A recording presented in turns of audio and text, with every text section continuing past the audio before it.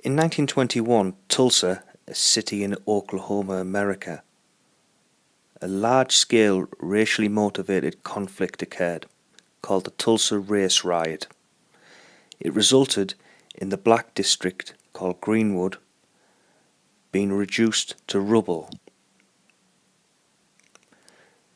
The riot occurred in the racially and politically tense atmosphere following World War I. Many returning soldiers from the war who were black refused to accept the various forms of segregation that they faced in Tulsa, such as using different bathrooms and having poorly paid jobs and not having voting rights. These were part of the Jim Crow laws. But regardless of this, the Greenwood district was very prosperous for black people, and it was known as the Black Wall Street of America. Lots of successful businesses, lots of successful professionals who were black were solicitors, doctors, and nurses and teachers. However, in 1921, things came to a head. A young man named Dick Rowland walked into a department store. In those days, lifts were operated by a lift operator. In this case, it was a young white woman.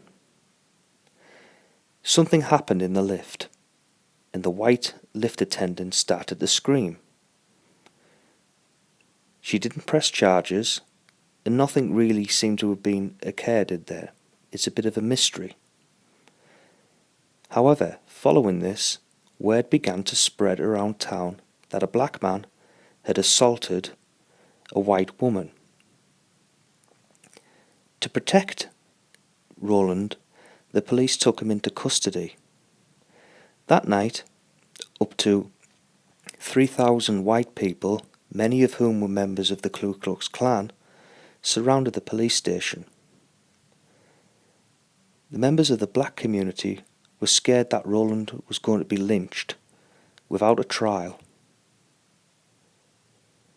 Up until that point, 39 men had been lynched in the state by white people. What happened that evening was that whites tried to storm the police building and then started to attack the black neighborhood.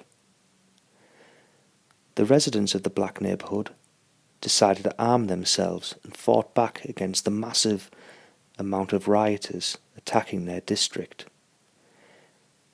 Over the next 16 hours, white rioters firebombed, shot and killed, some say up to 300 black people who lived in the district.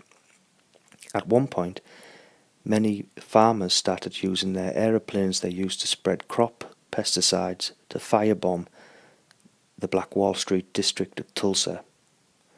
The following day, up to 300 were dead, and the whole district was burned to the ground.